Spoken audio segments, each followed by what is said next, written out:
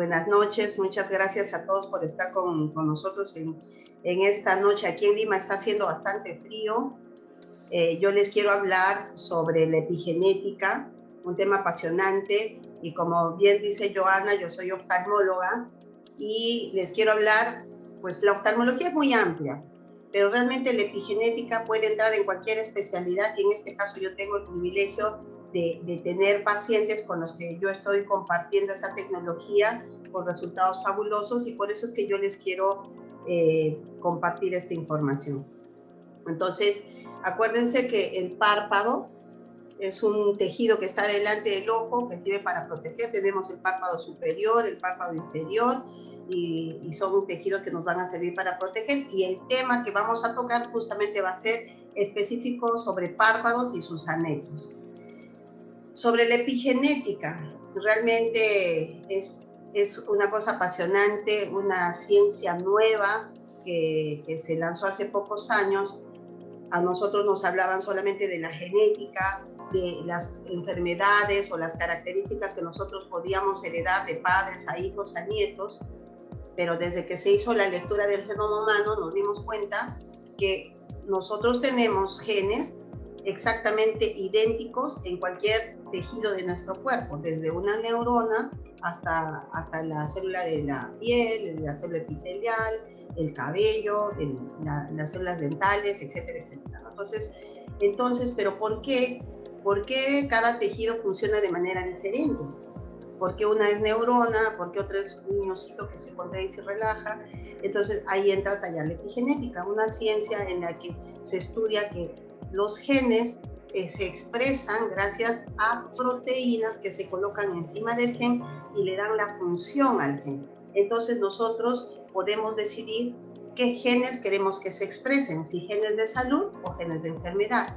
A mí me gustó mucho esta gráfica de un trabajo que se hizo sobre epigenética, en el que tenían marcadores epigenéticos exactamente iguales en gemelos idénticos, y luego de 30 años o 50 años se fijaban cómo estas cargas epigenéticas se habían modificado. Y estos gemelos eran exactamente iguales, su carga genética era exactamente igual. ¿Y por qué una persona tenía el peso ideal y era saludable, y mientras la otra gemela tenía obesidad, diabetes, hipertensión, cáncer, triglicéridos, hipotiroidismo, etcétera, etcétera, ¿no? Entonces, ahí es que entra a tallar la epigenética. Entonces, acuérdense que la epigenética, como a mí me gustó una frase muy, muy bonita que dijo la doctora Romanelli, que es una experta, en el que decía: la genética es el revólver y la epigenética es el gatillo, el que aplasta el gatillo del revólver. Entonces, básicamente, esa es una comparación que me encantó, como para que nosotros podamos entender qué cosa es la epigenética. Entonces, ¿y qué cosas nosotros podemos hacer para que se despierten nuestros epigenes buenos o malos? Pues tiene que ver factores ambientales, desde la exposición con pesticidas, porque acuérdense que ahora la alimentación, las plantas, las verduras, etcétera, se utiliza mucho pesticida para que no se dañen los cultivos, pero eso nosotros lo podemos ingerir. El uso de hormonas. A los pollos, por ejemplo, les colocan hormonas y en un mes el pollo pesa más de 1 kilo para que nosotros lo podamos consumir, y nos estamos comiendo esas hormonas.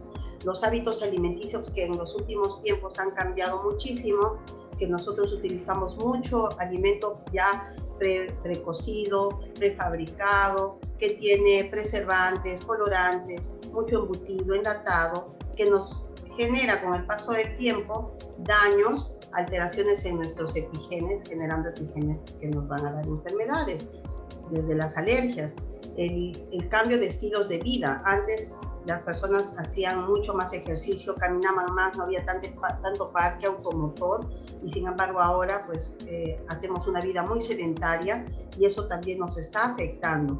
La exposición a virus, a bacterias, a hongos. En estos 2 años y medio de pandemia que hemos vivido, somos testigos de todo lo que puede causar una infección viral, ¿verdad? Pero este virus de la pandemia, el COVID-19, no es el primer virus que ha aparecido en la historia. Tenemos el herpes zóster, el herpes simple. El herpes, por ejemplo, zóster, puede causar cáncer a nivel de piel. Si nosotros tenemos herpes en la vagina, que genera vaginitis, cervicitis, cáncer de cuello uterino, igual la exposición a bacterias en el estómago, como el Helicobacter pylori, ¿qué te está dando?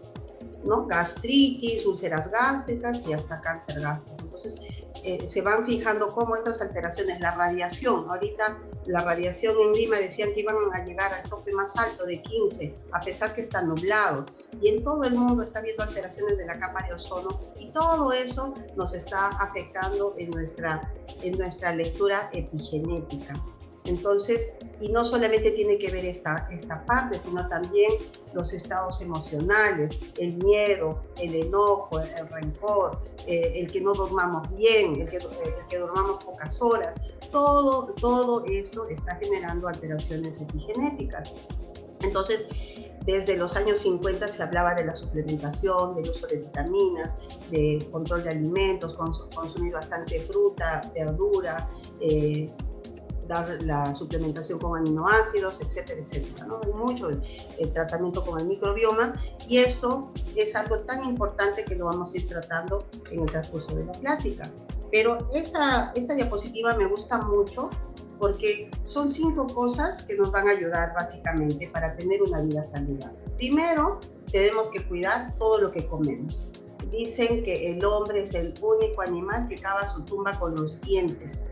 Entonces, si nosotros decidimos comer sano, desde cuidar la higiene bucal, nosotros vamos a proteger a nuestra flora intestinal para que tengamos una flora intestinal sana. Pero si comemos comida chatarra, alteramos esa microbiota intestinal y empezamos a tener problemas digestivos, que no toleramos la comida, las harinas, te da flatulencia, te da cólicos, aparece la colitis, etcétera, etcétera, ¿no? Entonces, todo eso es súper importante, que comamos sano, que comamos bien, que tomemos bastante agua, que hagamos ejercicio, que trabajemos la parte espiritual y que tratemos de utilizar lo menos que se pueda todo lo que es pantallas, ¿no?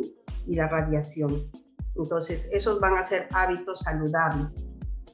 Porque cuando nosotros no tenemos estos hábitos, entonces vamos a generar inflamaciones silenciosas. Esta inflamación silenciosa la estamos gestando desde los 20 años, porque ya tenemos, de repente estamos estudiando en la universidad, o de repente ya tenemos trabajo, ya tenemos familia, ya tenemos más responsabilidades y más preocupaciones, y además empezamos a tener alteraciones en el sueño, ya sea porque estamos estudiando o trabajamos haciendo guardias, o de repente nos vamos de fiesta y abusamos de la juventud, ¿verdad?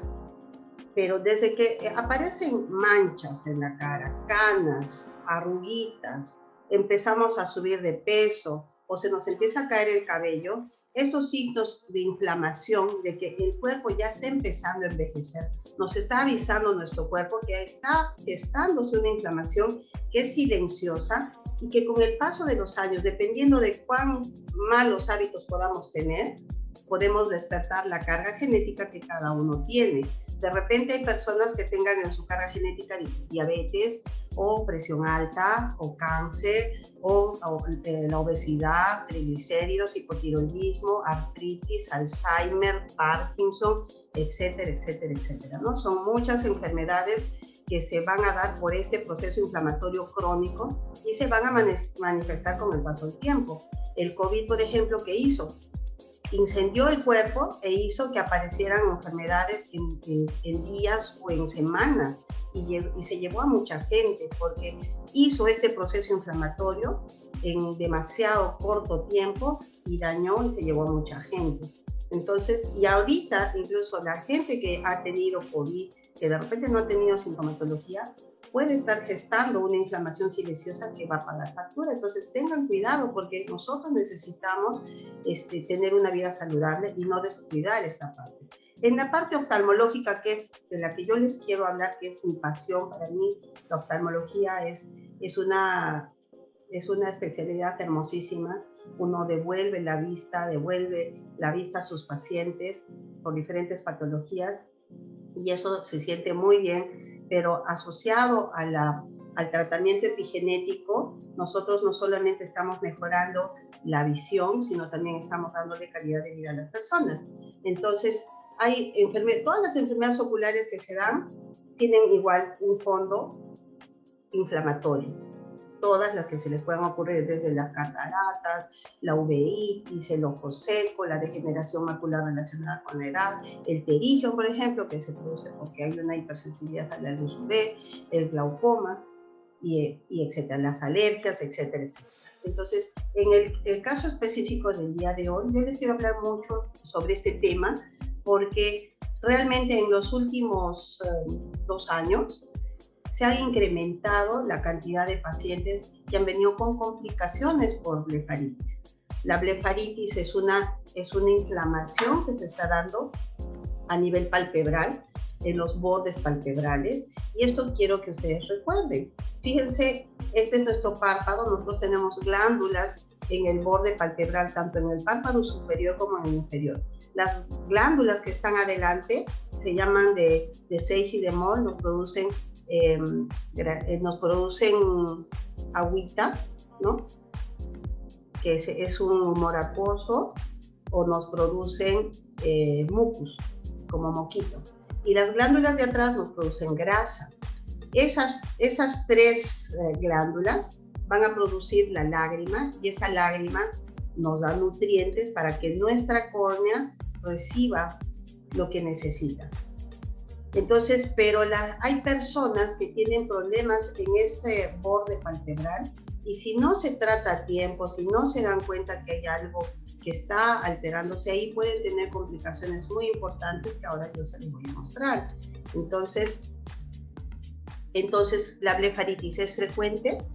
Fíjense que entre el 37 y 47% de la consulta médica, ni siquiera oftalmológica, de la consulta médica diaria, los pacientes tienen blefaritis. Y en el caso específico de los pacientes que vienen a la consulta oftalmológica, que vienen por otras causas, de repente porque tuvieron una uveitis, una conjuntivitis, o necesitaban lentes, y sin embargo, cuando nosotros los revisamos, resulta que el 60% de esos pacientes además tienen una blefaritis, una inflamación del borde de los párpados.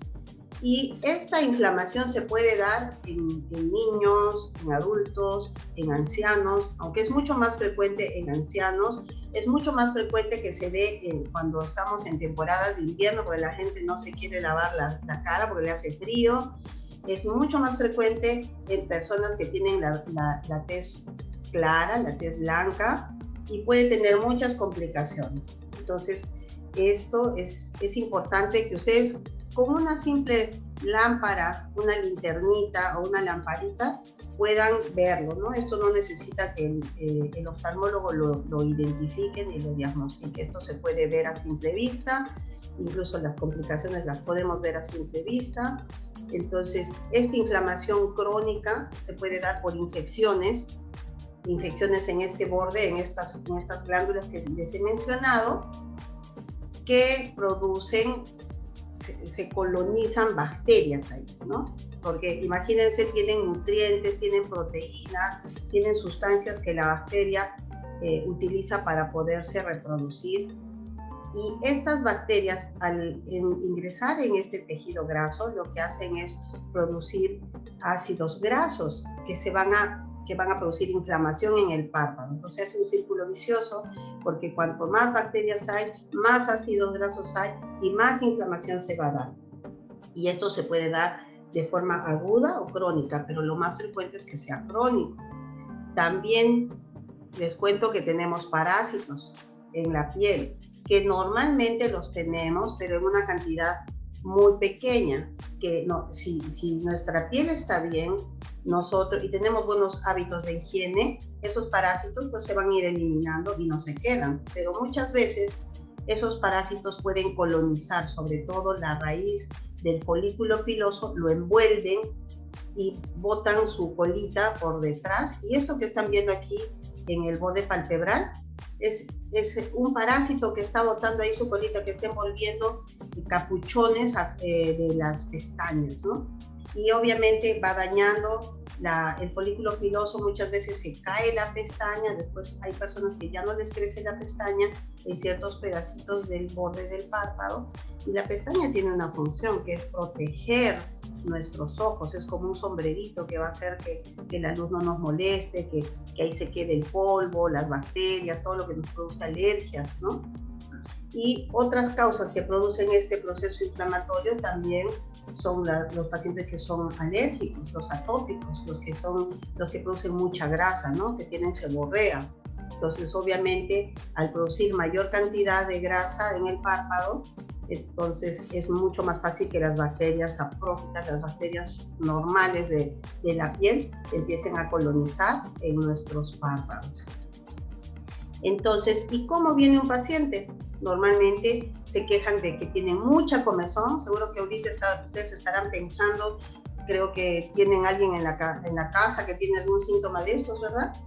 Hay mucha comezón, mucha picazón, hay enrojecimiento del borde de los párpados, muchas veces les molesta la luz, eso se llama fotofobia.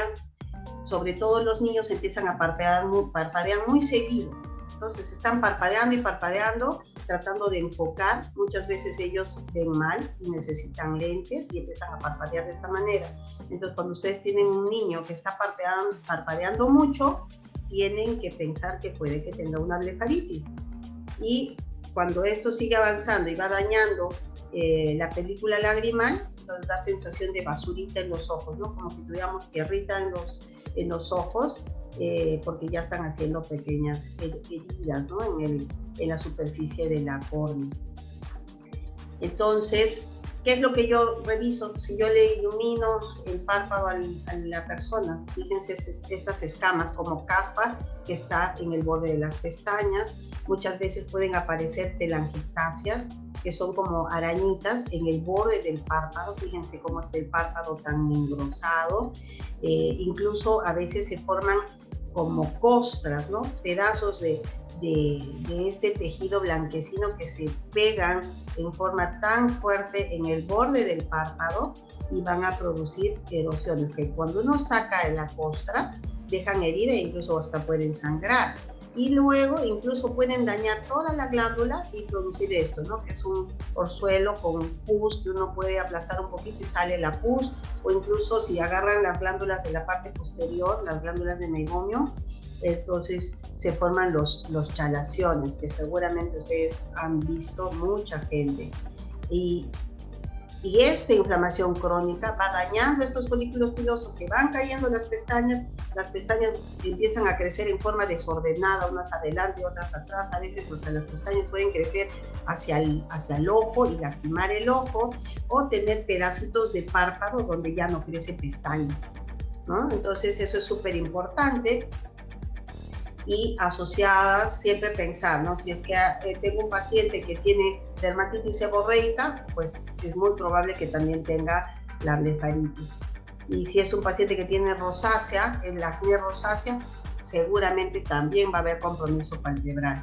Igual los pacientes que tienen ojo seco, los pacientes que tienen antecedentes de trauma, que justamente por el miedo de manipularse, de repente no se hacen un buen aseo de sus pestañas.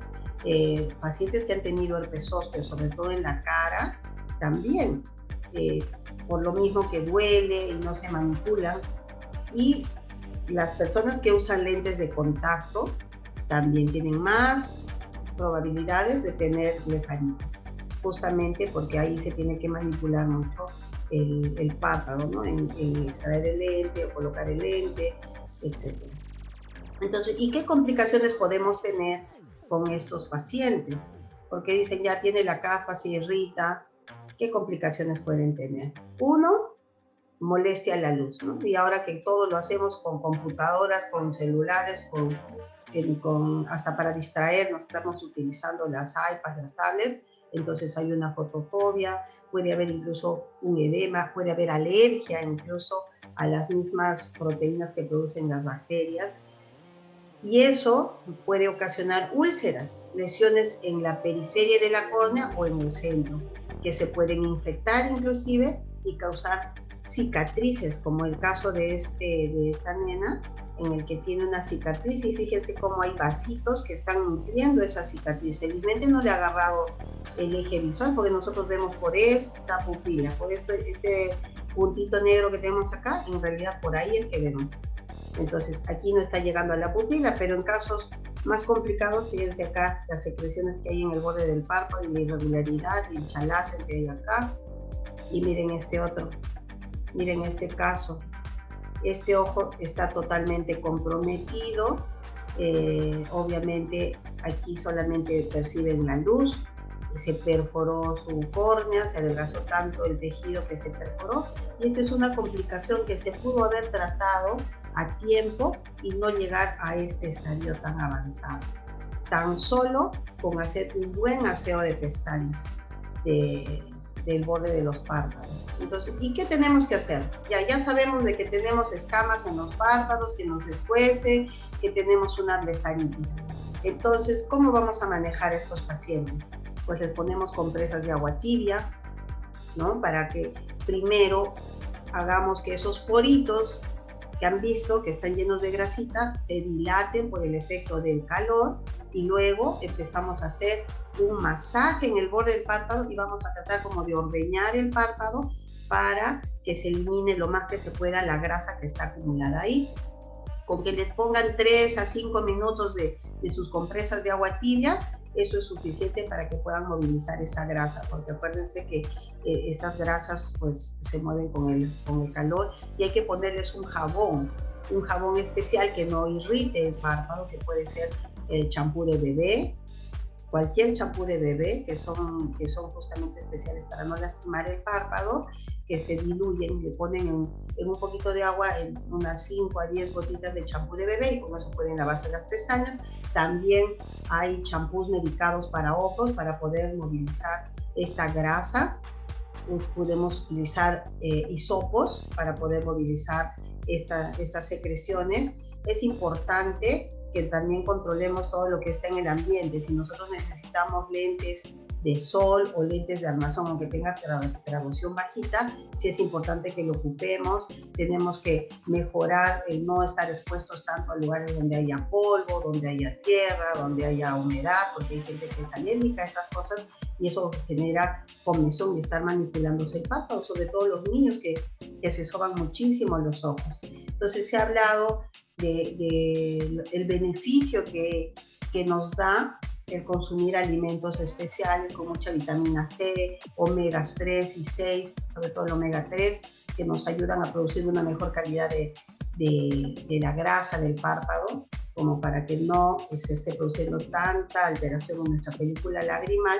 Y también el uso del maquillaje. Las mujeres que utilizamos maquillaje es importantísimo, primero, una buena demaquillación, y luego es importante que no nos prestemos el maquillaje. A veces préstame tu lápiz labial, o préstame tu delineador, o préstame el rímel, ¿no? La máscara de pestañas, y eso no se debe hacer jamás, nunca se debe de compartir. Prohibido sobarse los párpados, porque esto puede ocasionar alteraciones en la superficie de la córnea, y los frotadores crónicos pueden despertar incluso el teratocono, que es una complicación de estos pacientes que son frotadores crónicos. Entonces, como medidas generales, que lo puede hacer cualquiera, poner medidas como las gotas oftálmicas, que son personales, porque a veces también hay personas que me dicen, ay, mi prima, mi tía me ha regalado estas gotitas que ya no las está ocupando, y son gotas que están abiertas y que no se pueden compartir. O sea, las gotas son personales, no se pueden compartir con otras personas, menos si están abiertas, porque nosotros tenemos nuestras propias bacterias que de repente a uno mismo no le causan infección, pero si yo la comparto con otra persona, a esa persona mi bacteria sí le puede causar una infección importante. Entonces, la gente que necesita lentes, el uso de lentes tiene que ser permanente para que le protejan, tanto que le haga ver mejor, pero también que le protejan. Constantemente estar lavándonos las manos y la cara. El uso de las toallas personales, que también es súper importante, que tiene que estar separado, ¿no? O sea, no podemos estar compartiendo toallas. Y la toalla que es de la cara no la podemos usar para las manos y al revés, porque cada parte de nuestro cuerpo tiene flora bacteriana diferente.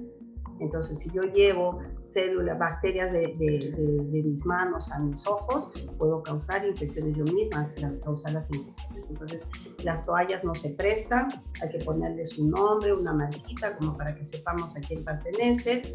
Y a mí me encanta, yo estoy utilizando muchísimo los suplementos epigenéticos. Antes se utilizaba mucho las vitaminas, los antioxidantes secundarios, pero ahora tenemos estos suplementos epigenéticos que tiene Aptius, que son una maravilla. Ahora les voy a hablar sobre eso, que es un complemento a la terapia que nosotros como médicos podemos dar. Nosotros como médicos damos tratamiento farmacológico, antibiótico, utilizamos mucho lágrimas artificiales y todas las medidas generales que les acabo de mencionar, ¿verdad? Entonces, ¿y en qué manera nos ayudan estos activadores? Genomex, todos les estaba diciendo de que todas las patologías oculares tienen un fondo inflamatorio. Entonces, estos activadores epigenéticos lo que hacen es expresar justamente nuestros genes de salud, y en este caso específico de Genomex, Genomex tiene 3 componentes, que es la sófora japónica, que tiene luteolina, que es específica para todo lo que es piel y mucosas, y los ojos, que los ojos tienen bastante, están formados por colágeno. Tiene el jengibre, el gingerol, y tiene el romero. Entonces, este descubrimiento lo hizo un investigador muy connotado, que es el doctor McCord, que es conocido como el padre de los radicales libres, quien se dedicó desde el año 69 a descubrir de qué manera podía revertir el envejecimiento celular desde que descubrió la superoxidodismutasa, que es una enzima maestra primaria. Y él en el año 94, miren lo que descubre: un activador de la vía del factor de regeneración nuclear 2, el NRF2, que hacía que se expresaran 400 genes de supervivencia. Una vía de activación, en su momento fue un boom, pero él siguió investigando. Y fíjense, el 2017 lanza el Genomex, que es activador NRF2.0, que tiene 5 vías de activación para que podamos producir NRF2. El NRF2 es el que nos va a ayudar a producir enzimas maestras primarias como el glutatión, la superoxidodismutasa y la catalasa, que son los que revierten la inflamación al evitar que los radicales libres causen justamente ese proceso inflamatorio en cada célula del cuerpo. Acuérdense que nuestras células tienen entre 800 a 2000 mitocondrias, y en cada mitocondria se están realizando estas reacciones químicas y esta formación de radicales libres. Entonces, imagínense la cantidad de radicales libres por segundo que nuestro cuerpo, que tiene más de 37 trillones, entre 37 a 100 trillones de células, imagínense la cantidad de radicales libres que el cuerpo está produciendo. Entonces, por eso es que un antioxidante secundario realmente no nos va a ayudar más que a un 2, 3 o hasta un 4% del estrés oxidativo, mientras que estos activadores lo que hacen es hacer que cada célula del cuerpo recuerde de volver a producir sus propias enzimas maestras primarias, y con eso cada célula del cuerpo tiene la posibilidad, la capacidad de nuevamente desinflamarse en forma natural, porque estos antioxidantes primarios lo que hacen es prestar el ceder su electrón a ese radical libre y inactivo. Entonces, esta es una maravilla, esto es pura ciencia, y gracias a este mecanismo es que estos activadores pueden actuar no solamente en el ojo, sino en cualquier lugar donde haya una célula que tenga mitocondrias. Entonces, pero en este caso en particular, nosotros estamos viendo lo que está pasando en nuestros ojitos, ¿verdad? Entonces, este Genomex tiene gingerol, que es un antiinflamatorio maravilloso, es un antioxidante natural, y algo que me gusta mucho es de que es neuroprotector, porque estimula la producción de una proteína que se llama BDNF, que es el factor de regeneración nuclear del cerebro. y eso, por eso es que nos ayuda tanto también en alteraciones neurológicas. El romero, que también es un antiinflamatorio natural, que va a ayudar a la producción de como un antioxidante anticancerígeno, y también ayuda a la producción del BDNF. Lo mismo que la sófora japónica, ¿no? Que estimula la producción de la lutolina, es un antiinflamatorio maravilloso, anticancerígeno e inmunomodulador. Por eso es que ayuda mucho en el caso de las alergias. Todo esto tiene 50 años de investigación científica. Este componente lo que hace es que nosotros podamos atacar a más de 1 millón de radicales libres por segundo, porque cada célula del cuerpo vuelve a trabajar como debe de ser. Entonces, ¿qué es lo que va a hacer Genomex? Revierte el envejecimiento celular, activa casi 3.000 genes de supervivencia, activa enzimas maestras, desintoxica nuestro cuerpo y encima protege nuestro cerebro. Entonces, esta es una maravilla. Tenemos otro activador impresionantemente bueno. Ustedes lo pueden buscar en PubMed. Hay más de 80.000 publicaciones sobre ácido butírico y la microbiota intestinal. De hecho, ya se determinó que la alteración de la microbiota intestinal va a gestar enfermedades. El 70% de las enfermedades crónico-degenerativas se gestan en el intestino. Y en el intestino producimos serotonina, oxitocina, que son hormonas que nos van a dar serenidad y felicidad. Si nosotros hacemos que nuestra microbiota intestinal nuevamente sea una microbiota sana, que nos ayuda a absorber los nutrientes a nivel de las microvellosidades intestinales, porque además nos da prebióticos, entonces vamos a mejorar nuestro sistema inmune, vamos a estimular la producción de nuestros linfocitos T, y vamos a mejorar nuestro cerebro, vamos a hacer una mejor conexión entre el intestino y el cerebro. Acuérdense que el intestino es conocido como el segundo cerebro y es independiente, porque, por ejemplo, si ustedes están nerviosos, una contracción en el estómago. A veces, cuando uno tenía que dar un examen o alguna cosa importante, uno quería ir al baño, le daba ganas de cólicos, ¿verdad? Entonces, porque hay una relación entre el intestino y el cerebro. Entonces, si nosotros mejoramos esto, vamos a mejorar nuestro sistema neurológico, y vamos a hacer también, por medio del link, que se vuelva a producir otra vez el factor de regeneración nuclear del cerebro, el BDNF, que es una chulada. Por eso es que mejora tanto el sistema inmune con link. Y link, ¿qué va a hacer? Mejora la función intestinal, disminuye la inflamación. Lo primero que mejora es la piel. Los que tomamos link, lo primero que nos mejora es la piel. Entonces, y además nos incrementa el metabolismo. Entonces, hay muchas personas que de repente no pueden bajar de peso porque tienen una alteración a este nivel. Si toman link, va a ayudar a que puedan nuevamente bajar de peso. Entonces, en el caso oftalmológico, yo lo uso mucho en pacientes con síndrome de Down o problemas con autismo asociado a Genomex. Y esta es otra belleza del Optimen, que está hecho a base de tetrahidrocurcumin huella. También es un antiinflamatorio poderosísimo que va a trabajar de manera diferente para ayudar a que nuestro cuerpo vuelva a tener ese equilibrio. Entonces tiene un mecanismo de acción importantísimo. Este es un derivado de la cúrcuma, es tetrahidrocurcumina. Y la cúrcuma, pues, la utilizaban desde los ayurvedas, ¿no? Es ancestral, antiinflamatorio ancestral, pero tiene un problema, que la molécula es muy grande y realmente no se puede absorber más que a lo mucho un 20% de esa molécula para tener el efecto antiinflamatorio. Entonces, ¿qué es lo que hizo Activ? Le generó una molécula de tetrahidro a la cúrcuma, de tal forma de que por esa molécula cada molécula de tetrahidrocurcumina pudiera quedarse en la célula y tener el efecto antiinflamatorio que nosotros necesitamos. Y también es anticancerígeno, mejora el sistema inmune, ayuda mucho en las inflamaciones osteoarticulares, pero también en cualquier inflamación. Realmente para los ojos en uveitis, que son tan difíciles de controlar, nosotros podemos asociar a la terapia que hacemos óptimo. Entonces, lo que vamos a hacer entonces es redireccionar la inflamación silenciosa y vamos a reducir dolores y molestias mayores y menores.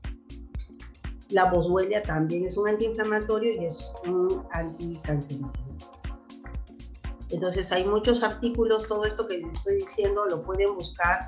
Hay un respaldo científico por universidades de renombre y además por todos los artículos que se pueden buscar en PubMed. Cada cosa que ustedes quieran, no me crean, esto lo pueden buscar ustedes.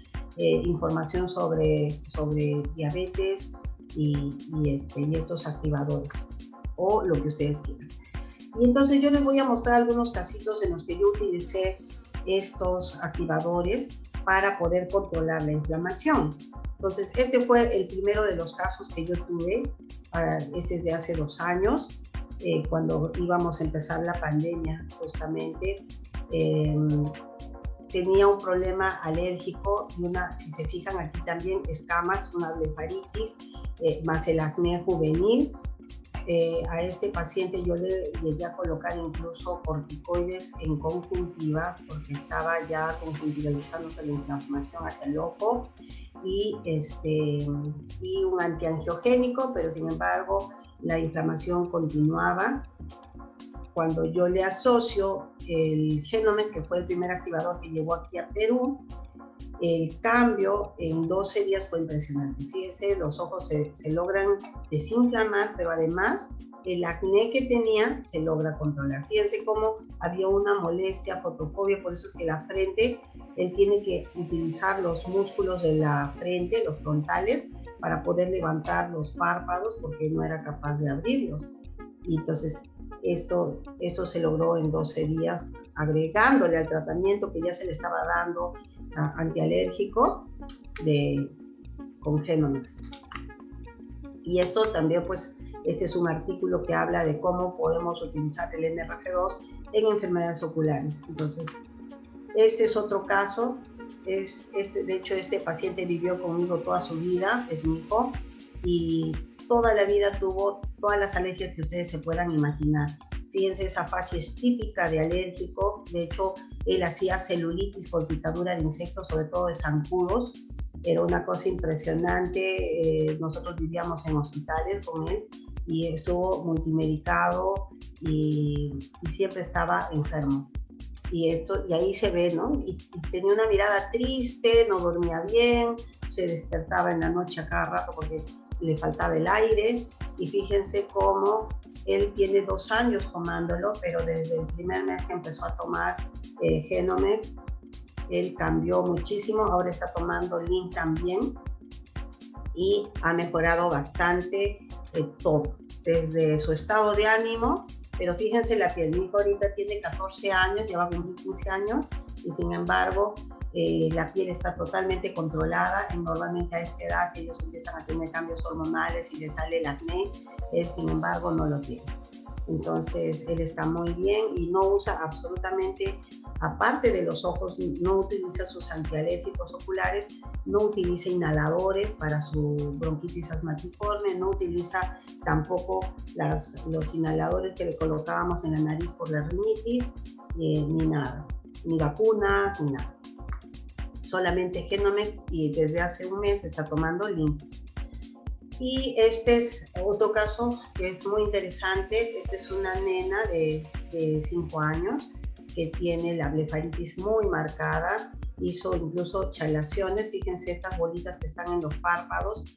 Lo mismo, la fotofobia, fíjense la frente, ¿no? Tiene que levantar el frontal para que pueda abrir los parpaditos. Muy sintomática. Esta es una foto de su ojito con una cicatriz blanca. Nosotros le llamamos a eso leucoma en la córnea. Y con el tratamiento que normalmente le dimos, estas medidas que les mencioné hace rato, el aseo, sus antibióticos, etcétera, todo lo que les mencioné, más le colocamos un antiangiogénico el Genomex, y fíjense el cambio. A las 3 semanas nada más, el chalacio ya casi ha desaparecido. De hecho, esta niña no se lo operó, pensábamos operarle el chalacio, no se operó, y el leucoma, la mancha blanca de la córnea, fíjense cómo desaparece. Este es otro caso.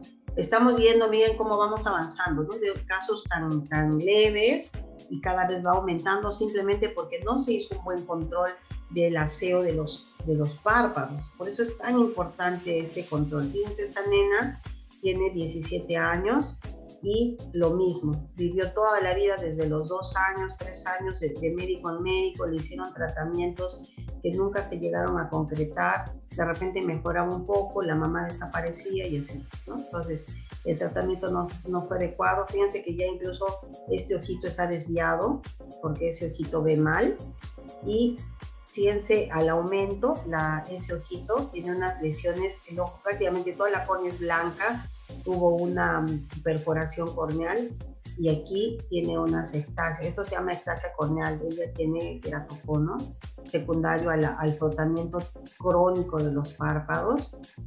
Y a las 3, fíjate, empezó el tratamiento el 4.